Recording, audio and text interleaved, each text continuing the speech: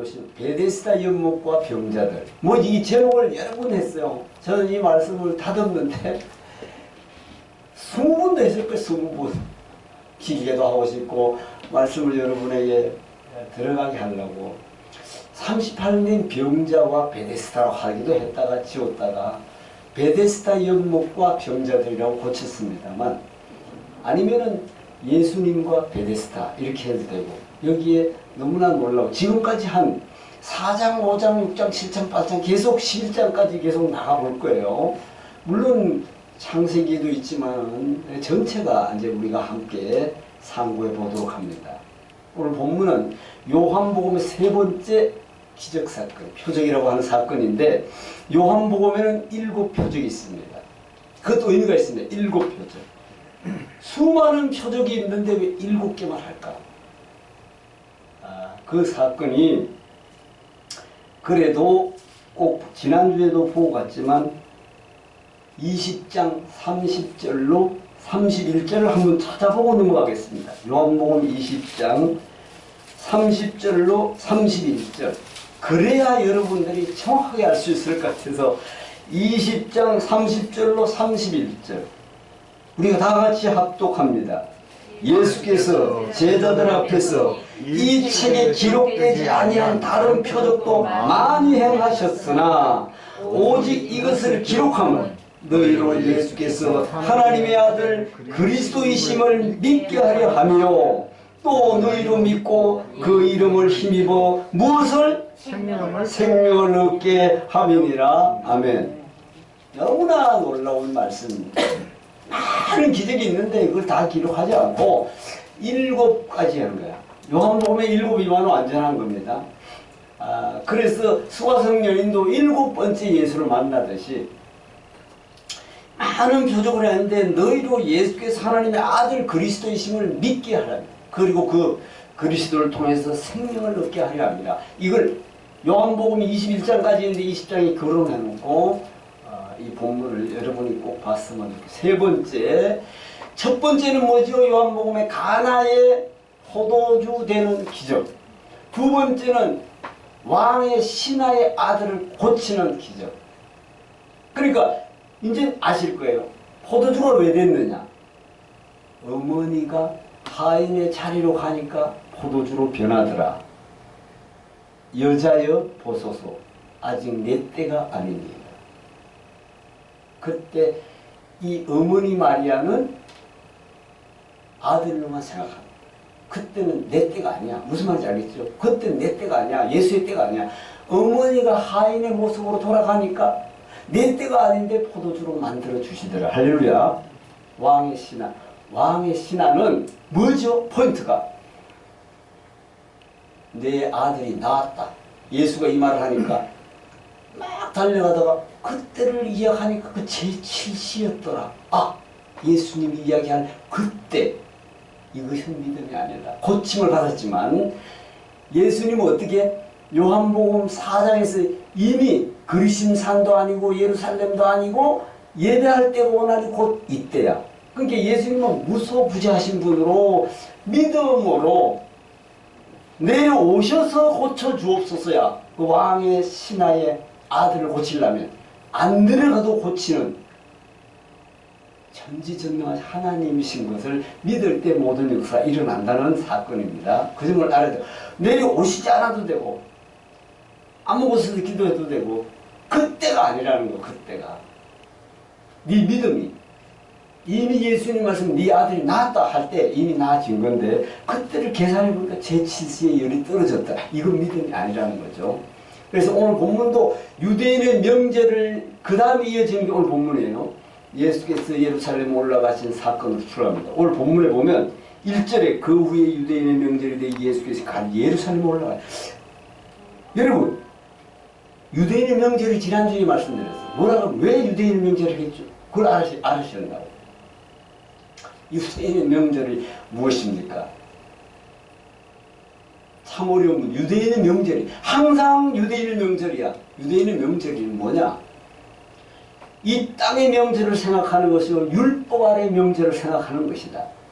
지금도 예루살렘, 지금도 교회에 예루살렘을 올라간다면 율법 아래 있는 거다. 유대인의 명절. 지금은 예수가 내 안에 있으면 영원한 명절이다. 할렐루야. 요걸 꼭 구분할 수 있으면 좋겠어요. 그래서 성경에는 너희의 명절, 예루살렘에 가야 되는 명절 그게 아니야. 예수가 왔으니까 이제는 예수를 만나는 명절이 영원한 명절이다. 아시겠죠?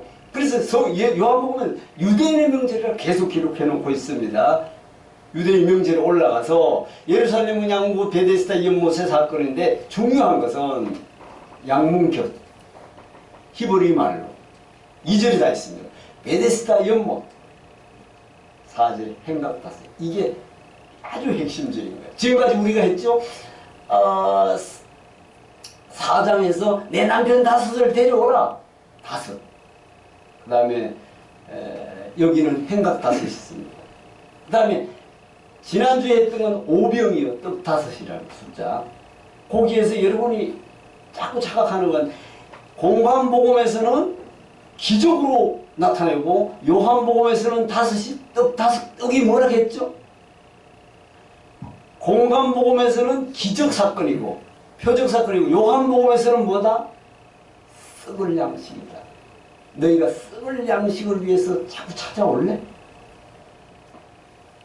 여러분, 오병이 떡을 만들고 오병이에게 5,000명을 먹인 것은 요한복음 관점을 꼭 아셔야 돼. 썩을 양식을 위해서 내게 오지 마라. 나는 하늘에서 내려온 산떡이다. 나를 만나러 와라. 할렐루야. 요거예요. 요 지점을 꼭 아셔야 돼. 요한복음은 너희가 자꾸 나를 따라오는 거 썩을 양식 때문에 오지 마. 나는 하늘에서 난 산떡이야. 그래서 제후의 만찬 때 여러분 성찬식이 그거잖아. 떡을 주잖아. 떡. 이것은 내 몸이니 받아 먹어라. 그게 예수의 몸을 우리가 먹어야 돼. 그래서 예수의 몸 오들에게 베들레헴 말구이로 왔어. 떡으로 왔잖아. 그 떡을 먹어야 돼. 누가 먹을 수 있어? 가난한 심령. 쉽게 표현하면 초식 동물만 먹을 수 있어. 육식 동물은 그거 오질 않습니다. 육식이 뭐야? 완악한 걸 말하잖아. 심령이 가난한 자만 먹을 수 있다. 이 네 문맥을 가지고 먼저 생각해볼 양문곁이라. 제사 드릴 때 양이 들어가는 문이다. 구약이 아직 구약 선상에 있어. 예수가 와서 이 구약이 변화돼야 돼. 어떻게 변화되는 걸 보는 거야. 두 번째 히브리 말이야. 왜 요한복음은 히브리 말로라고 쓰고 있을까? 히브리어라고 쓸 수 있어요. 히브리 애굽에서 나온 그 민족이 뭐야? 히브리 민족이잖아. 구약을 분명히 설명해. 왜 구약 사람들의 언어를 언급하고 있을까? 신약에. 이것도 구약의 말이고. 세 번째, 베데스다는 뭐냐? 이런 자비와 친절이라는 의미다. 언어에 들어가면 히브리 말로. 자, 그럼 요건 나중에 설명드리기로 하고. 네 번째, 행각 5이 뭐냐? 성경은 5에 대한 의미를 말씀을 하지 않고 있어. 5대. 그럼에도 분명히 말씀을 근거로 우리가 알 수 있다. 지난주에도 오병이에도 이 말씀을 드렸는데 어떤 걸로? 구약이요 율법 아래 있는 자들임을 분명히 알 수 있다. 잘 보세요. 이 말씀이 지난주에도 말씀드렸는데 합독합니다. 시작. 내가 너희를 고발할까 생각하지 말라. 고발하는 이가 있으니 너희가 바라는 누구다? 모세입니다. 잘 보세요. 이게 5장에서 6장으로 들어가면서 이게 너무 놀라워. 5장 39절에는 뭐라고 했느냐? 너희가 날마다 성경을 상고하거니와 이 성경이 내게 대하여 말하느니라. 너희들 아무리 성경을 읽고 외우고 마음에 해보다 예수가 보이지 않아. 그러니까 모세들. 그냥 모세가 뭐야? 뒤에 넘어가면 자료가 나올 거예요. 모세를 믿었다면 또 나를 믿었으리니 이는 그가 내게 대하여 기록하였습니다. 이 성경을 기록하였다. 구약을. 5경을 기록했잖아요. 그러나 그들도 믿지 아니하거든 어찌 내 말을 믿겠느냐 하시니라. 할렐루야. 이 답이 5장과 6장 사이에 있어요. 그래서 본문에서 확실하게 언급하는 것이 누구다? 모세다. 그렇다면 모세가 뭐냐? 모세를 통해 시내산에서 계명 율법을 받았어. 받은 자요. 양을 들여서 제사함을 받는 모세를 통해. 히브리란 구약이요 행각 5이란 율법에 있는 자들이다. 명확하게 여러분이 이해하면 좋겠고요. 자, 베데스다 연못가에 행각 5에 수많은 병자가 있다. 오늘 본문에 수많은 병자가 있어요. 자, 3절에 그 안에 많은 병자야. 많은 병자인데 부분적으로 메인 다리 저리에 혈기 마른 자들만 했는데 많은 병자야. 다. 모든 병자가 다 있는데 잘 보세요. 문제는 병의 경중을 막론하고 먼저 들어가는 조건이야. 여러분, 중풍병자가 들어갈 수 있어 없어? 없단 말이야. 자, 소경과 저는 자. 사실 제가 강의에 써가면서 할 때는 여러분 재밌게 할 수 있는데 이건 그렇게 할 수는 없고. 이게 뭐야? 제가 전번에도 말씀드렸죠. 우리 목회자 이 말씀을 내가 밤이 맞도록 같이 대화했는데 누가 먼저 들어갈 수 있을까요? 했더니 뭐라고 하셨는지 아시는 분? 내장병 걸린 분은 빨리 들어갈 수 있을 것 같습니다. 내장병. 그것도 맞아요. 그거보다 경중이 있어. 빨리 들어갈 수 있는 사람이 있어요. 그지? 그래도 빨리 움직일 수 있는 사람이 있는데 거기에 소경이 있잖아. 엄밀히 이야기하면 소경이 더 먼저 들어가. 그럼에도 이들이 그 행각 탔어요. 사람이 많다. 수많은 사람이잖아. 다섯 있는데 물만 동하면 난 산다고 자신하고 있어요, 없어? 크게 놀라워요. 그러니까 혈기 마른 자나 다리 저는 사람은 그냥 뛰어들 수 있지. 뛰어들지만 소경으로 볼 때는 그래 물이 동할 때 창밖은 내가 왔으니 너희들이 웃기지 마라 하는 거지. 다 자기가 살아있어. 자기가. 그것을 설명하는 거예요. 이게 문제는 병의 경중을 막론하고 먼저 들어가는 조건이야. 그것도 한 사람이야. 자, 이런 것은 이제 끝나는 시점이다. 잘 보세요. 이것은 불공정의 문제야. 우리나라도 지금 불공정 때문에 1년 동안 야단 났었죠? 정의와 공정. 불공정의 문제. 그러니까 왜 불공정이 구약에 있을까? 율법이라서 그래. 누가 먼저 들어갈 수 있다는 것인가? 여러분, 이런 자비는 예수님이 육체의 하나님으로 오신 이후로는 없어진다. 어떤 사람이 구원받는다. 심령이 가난하고, 여러분, 그럼에도 이들은 물만 움직이면 나는 고칠 수 있다고 다들 이곳에 있다는 점이에요. 그렇다면 이것을 성경은 합독합니다. 시작. 이것을 성경은 자기가 살아있다고 말씀하는 것이다. 자기가 살아있어. 율법 아래는 자기가 살아있죠. 근데 예수님이 온 이후로 어떻게? 심령이 가난해도 거듭날 때. 그런데 중요한 것은 38년 된 병자는 왜 그곳에 있는 것일까? 그죠? 그래서 그리고 왜 38년인가? 이 부분을 또 우리가 짚고는 거예요. 여기 생각해 볼 것은 예수님이 육신을 입고 하나님으로 오시는 후로는 구원의 기준이 달라지는 시점이다. 어떻게 달라져? 예수님 오기 전에 어떻게 구원받았어요?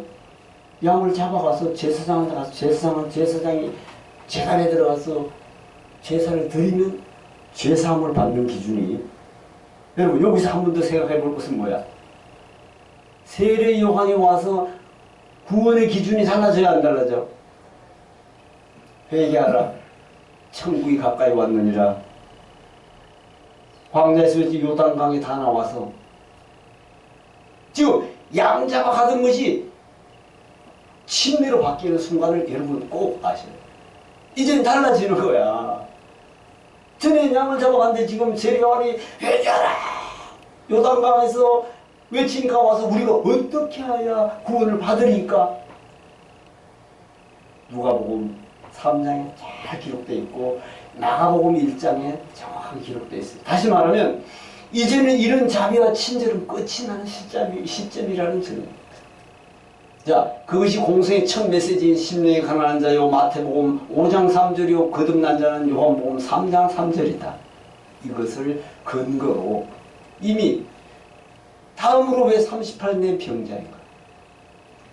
자, 요즘 잘 보세요. 자, 모세를 지금 기록해놓고 있기 때문에 가데스 바나에서 떠나 세레시네를 건너가까지 몇 년이라? 이 본문은 여기만 기록해놓고 있다. 성경 전체 여기만 있어요. 그래서 이걸 의미를 이제 보면은요. 2년 만에 들어갈 수 있는 가나안을 원망과 불평 38년의 시간을 광야에서 방황하는 히브리 백성을 비유로 그들이 광야에서 죽음으로 광야 세대가 들어가는 과정을 병자들을 비유로 말씀하는 것이라 우리는 충분히 생각할. 왜? 요한복음 5장 45절로 47절에서 너희가 바라는 모세니라. 모세만 기다리는 자가 이런 것들이야. 그래서 여기에서 그렇다면 물이 동할 때 도무지 스스로 할 수 있는 일이 없음에도 그곳에 38년 병자가 있을까? 여러분, 이것을 신약성경은 자기가 부인된 사람으로 정의할 수 있는데, 따라서 이러한 자에게는 어떻게 한다? 주님이 찾아오신다. 할렐루야. 38년 된 병자에게 주님이 찾아왔어요. 38년 병자가 갔어요. 그래서 공간복음에는 무리가 예수를 찾아가면 예수님은 제자들과 멀리 가. 근데 요한복음은 찾아와. 다시 수가성 여인에게 예수님이 찾아와. 38대 병자의 예수님이 찾아와. 여러분, 요한복음에 간음하다 붙잡힌 여자를 만나죠. 요한복음은 다 예수님이 거듭난 자는 찾아와요. 그래서 이러한 자에게는 찾아오신. 마지막으로 왜 38년이라고 했죠? 가데스 바나에 조금 전에 이야기했던 세레 시내를 건너까지 38년. 이 점을 비유로 2년만 들어갈 수 있는 가난과 조금 전에 본 원망과 불평으로 광야를 방황했던 히브리 백성을 비유로 광야 세대가 들어가는 비유이다. 다시 말해서 광야 세대는 애굽 세대를 모르는 그런 거잖아요. 그게 뭐지? 38년 된 그 병자를 비유로. 그거 할 수 있는 아무것도 없어. 나는 할 수 없습니다 하는 자. 그래서 그리고 이 문제가 있습니다. 자, 14절 한번 보겠습니다. 14절. 5장 14절. 14절 15절을 같이 합독합니다. 그 후에 예수께서 성전에서 그 사람을 만나 이르시되 보라 네가 나았으니 더 심한 것이 생기지 않게 다시는 죄를 범하지 말라 하시니 그 사람이 유대인들에게 가서 자기를 고치니는 누구라 하니라? 자, 잘 보세요. 그 후에 이 사람이 어디 있었어요? 여기에 더 심한 것. 그 후에 더 심한 것. 이걸 어떻게 이해할 것이냐 이야. 자, 고침받았어. 대체적으로 우리가 13절까지 고침받았으니 구원입니다. 할렐루야. 기도 많이 해서 고쳤습니다. 대체적으로 이렇게 설교한다. 근데 꼭 틀리다는 것보다 이 본문을 보지 못하는 거예요. 그러면 그 후에 이 사람이 어디 있었어요? 어디 있었다 했죠? 어디? 성전. 대단히 중요해요. 자, 그렇다면 그 후에 예수께서 그 사람을 성전에서 만나 이르시되 보라 내가 나았으니 더 심한 것이 생기지 않게 다시는 죄를 범하지 말라. 자, 요즘이 그가 성전에 있었다는 것은 뭐를 말한다? 자, 그를 성전에서 만난 것으로 볼 때 그는 믿음이 있었다 없었다? 있는 자가 분명하다. 입증해 주는 거야. 성전에 있는 거야. 그럼에도 더 심한 것이란 무엇인가? 이겁니다. 그럼에도 성전에 더 심한 것이란 무엇일까? 이거 오후 강의를 들으신 분은 100% 알겠지만은 이런 거예요. 이것은 고침을 받은 자가 자기가 고침을 고쳐준 사람이 누군지 알아요? 몰라? 아직은? 이 너무 놀라. 잘 보세요. 이게 구구절절히 보면은 여기서 한번 보면요.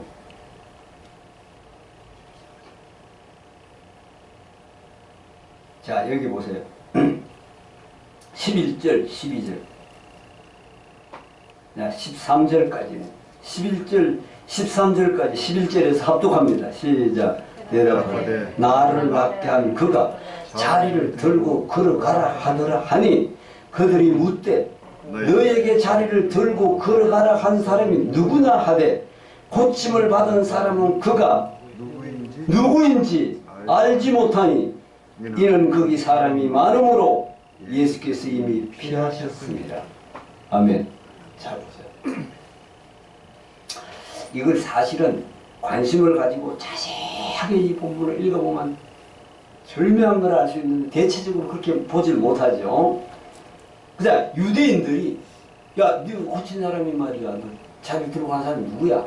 아직 유대인들은 이게 예수를 알게 하는 과정, 유대인들에게도 알게 하는 과정이지만 이게 고침을 받은 사람이 여러분 예수 그리스도 외에 구원의 길이 있다 없다? 없다. 이게 중요한 포인트입니다. 예수 그리스도. 구원의 유일한 길은 예수 그리스도이다. 요한복음 짧게 써놨는데 14장 6절이 내가 길이요 진리요 생명이니 나로 말미암지 아니하고는 아버지께 올 자가 없느니라. 할렐루야. 이게 너무 놀라워요. 예수 그리스도 이름이 아니고는 아버지께 올 자가 없어. 이게 아주 정확한 내용이에요. 그래서 구원에 이 고침받은 사람이 누가 고쳤는지 모르고 있는 상태로 절대 구원의 역사가 있을 수가 없다. 그래서 예수는 그를 다시 만나줍니다. 잘 보세요. 그래서 주님은 찾아주신다. 할렐루야. 물론 전체적으로 볼 때는 네가 할 수 있는 일 아무도 없어. 내가 내려가려고 하는데 나를 다른 사람이 먼저 내려가나이다. 100% 내려가지. 이 자비와 친절은 여기서 끝나는 거예요. 이제 다 시기와 질투요. 남이 들어가면 내가 못 고치고 이런 환경에 있는 율법 아래 있는 것을 말해주는데 여기서 결론입니다. 어느 정도는 여러분이 이해하실 줄 믿고 여기에서 중요한 것은 우리가 꼭 넘어갈 것은 고친 이가 나를 고친 이가 누군지 모른다면 아직 여러분 나를 고친 이가 누군지 모르면 어떻게 해? 영혼의 구원은 전혀 지금 이 사람이 모르는 거야. 그러니까 그 후에 성전에 그 사람을 만나 그 후에 성전에서 만났어요. 그지? 성전에서 만났어. 만나가지고 더 심한 것이 뭔지 이제 알아내야 되겠죠. 자, 양문이라는 것은 구약이요, 히브리 말이요. 물론 예수님이 온 상태에도 한동안은 다 구약이야. 제사장이 없어질 때까지 세례 요한이 그걸 파하러 왔으니까 폐하러 왔어요. 그래서 양문이요, 히브리 말이요, 행각다 쓴 율법 아래 있는 매여 있는 자들을 베데스다 연못의 자비와 친절은 메시아 오심으로 끝나는 시점이다. 다 조금 전에 말씀드린 같이 뭐로 이제는 구원의 기준이 달라진다. 뭐로부터? 회개함으로. 물침례를 받을 때에 회개함이 일어나는 자가 물침례를 받으러 온다. 할렐루야. 요점을 잊으면 안 돼요. 난 죄인이구나. 이제는 양 드리는 대신 세례를 침례를 받잖아요. 그래서 여기서 아주 중요한 것은 이제 더 심한 것이 뭐냐? 더 심한 것. 성전에 있지만 더 심한 것. 이 사람 믿음이 있어서 성전에 있어. 그렇다면 뭘까? 아직도 율법에 있다. 율법에 있기 때문에 자기를 고친 이는 누군지 몰라서 누군지 몰라가지고 15절에 그 사람들이 유대인에게 가서 자기를 고친 이는 누구라고 전하고 있다? 예수라고 전하고 있다. 자, 잘 보세요. 예수입니다. 예수입니다. 이 순간이 구원의 순간이야. 예수를 알게 되는 순간이야. 다른 말로 구약 율법 아래 매여있는 아직도 이 유대인들이 율법 아래 있잖아. 유대인 명절에서 예루살렘 올라가 있기 때문에 이것이 변경되잖아. 유대인의 명절이 예수님과 영원한 명절로 바뀌어야 돼. 그게 뭐야? 마음이 변하다 이거지. 이제는 양 드리는 거 없어지고 물세례로 시작돼서 자기가 죄 있는 것을 아는 시점으로 돌아가는 거야. 그래서 여기에서 자비와 친절은 메시아 오심으로 끝난다. 왜냐하면 병의 경중도 있고 들어갈 사람이 정해져 있는 사람도 있고 빨리 들어갈 수 있는 게 정해져 있는데 물론 여기에서는 건강한 사람이 먼저 들어갈 수 있지만 사실 먼저 물의 동함을 기다리는 사람이 먼저 들어가겠죠.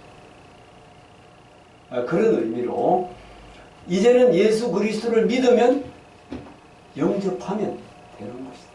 그래서 요한복음 1장 12절에 영접하는 자고 그 이름 믿는 자들에게 하나님의 자녀가 되는 권세를 주셨느니라. 할렐루야.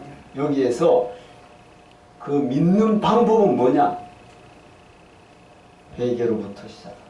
그래서 세례요한 와서 회개하라고 예수님도 공생의 첫 메시지가 회개하라. 천국이 가까이 왔다. 이미 천국이 예수가 천국을 가지고 이 땅에 육체로 왔어. 이걸 알아야 돼. 예수님의 말씀을 받는 때 나는 죄인임을 고백하는 순간이야. 여러분 여기에서 한번 생각할 것은 베드로를 예수님이 부를 때 우리가 많은 수고를 했지만 아무것도 잡지 못했습니다. 그럴 때 깊은 물에 데려가. 깊은 곳에 그물을 내려갈 때 두 배가 가득 찰 때에 베드로가 너는 죄인이라고 하나님이 예수님이 이야기했어요? 안 했어? 안 했어. 안 했는데 갈릴리 바다는 너무나 잘 알고 있는 베드로가 깊은 물에 내리니까 두 배 가득 찼는데 그때 베드로가 어떻게 해? 주여 나를 떠나소서. 예수님은 너 죄인이야 소리 안 해. 떠나소서. 나는 죄인. 주여 나를 떠나소서. 그게 그러면서 어떻게 그 산더미 같은 두 배를 놓고 예수를 따라가. 자기 거를 다 내려놓고 그걸 육신 앞에 두 배가 가득 찬 걸 보고 어떻게 떠나. 그걸 이제 내려놓는 거잖아. 그런 점에서 여기에서 중요한 것은 베드로가 내가 많은 노력을 해봤지만 뭐를 의지해서 그물을 내린다 해요? 말씀을 의지해서. 이게 생명이잖아. 주님이 주시는 말씀을 의지해서. 내 생각으로는 도저히 안 돼. 아무리 수많은 시간 해봐도 아무도 안 잡히는데 말씀을 의지해서 내리리이다. 너무 놀랍죠? 그래서 예수님이 베드로 배에 타가지고 야 배를 뒤로 좀 물리라. 물리라고 요 앞에 뭐죠? 백사장이야.